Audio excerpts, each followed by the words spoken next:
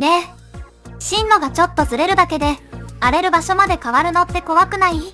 そういう時は予報を一つ前で止めないのが大事なのだ。最初から気を抜けない流れね。今日は空の話も連絡の話も油断したら面倒なやつよ。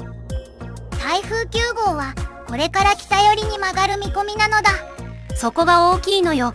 曲がるだけで強い風や雨の当たり方がずれるからね。同じ台風でも進む向きでそんなに変わるの？沖縄には10日頃から11日頃にかけてかなり強い勢いで近づく見込みなのだ。9日頃から沖縄、奄美は海が荒れやすくなるわ。10日頃には沖縄で荒天や大雨の心配もあるのよ。これみんなも後で確認。お後回しにしない方が良くない？最大風速は55メートルで最大瞬間風速は80メートルなのだ。瞬間風速は一番強く吹いた一瞬の風のことなのだ。一瞬でその数字はかなり嫌な高さね。新幹線みたいな速さって聞くと外に出るのが無茶に思えるじゃん。60メートルを超えるとトラックが横転したり古い家が壊れたりする目安になるのだ。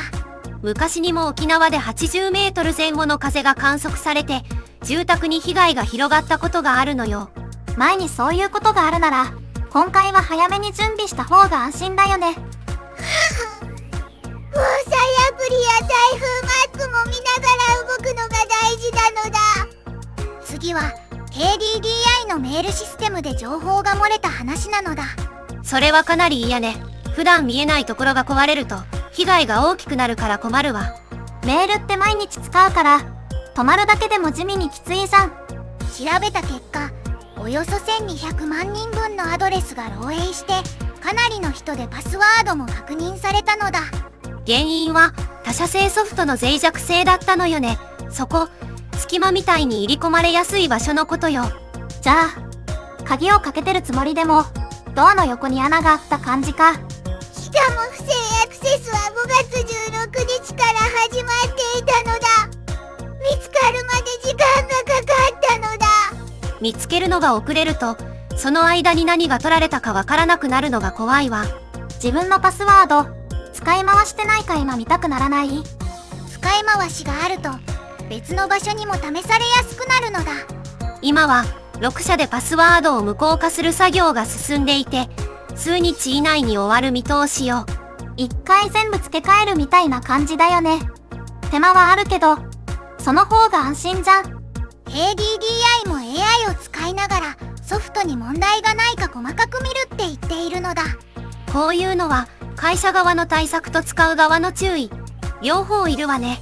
パスワードを長めにしたり同じのを何回も使わないだけでも違うよね。そうなのだ。メールが止まると連絡だけじゃなくて受け取りにも響くから入り口の管理が大事なのだ。次は仙台の住宅街の近くでクマが映った話なのだ。それは心配ね。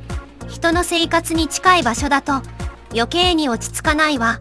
住宅街のそばって聞くだけでかなり近く感じるじゃん。5日、宮城野区の梅田川の河川敷でクマ1頭が市のカメラに映っていたのだ。体長はおよそ1メートルと見られるのよね。映像では河川敷のコンクリートの上を歩いていたそうよ。河川敷って道として使う人もいるから見かけたらかなりびっくりするよね。この周辺では今月に入って道路や住宅の庭を通る目撃が相次いでいたのだ。だから市も5日に現地調査をして熱を感知して自動で撮るカメラを置いたばかりだったのよ。そのすぐ後に映るってかなり気をつけて見てたってことだよね。6日には箱罠を近くに置いて警察都市でパトロールも強めているのだ。現場は駅からおよそ200メートルの場所だから近くの人は本当に気をつけてほしいわ。これみんななら見かけた時に近づかずに知らせるってすぐできる？近づかないのが一番大事なのだ。見に行くより離れて知らせる方が安全なのだ。勝手に確かめに行くより行政や警察の情報を見る方がいいわね。通学や通勤の道にも関わるからこういう情報は早めに見たいよね。ここで少しだけ寄り道なのだ。台風って呼び方の基準が国で少し違うのだ。同時空の話でも決め方が一緒じゃないのね。日本の気象庁は風が17メートル毎秒以上になった熱帯低気圧を台風と呼ぶのだ。じゃあ日本だと結構早めに台風って言うんだね。そうなのだ。世界気象機関はもっと強くなったものを台風として扱うのだ。じゃあ日本の台風はかなり育った段階って感じね。それに北西太平洋と南シナ海では台風は毎年たくさん発生するのだ。平均すると25個くらいで8月と9月が多いのだ。夏の後半ってほんと空の予定がギュッと詰まる感じじゃん。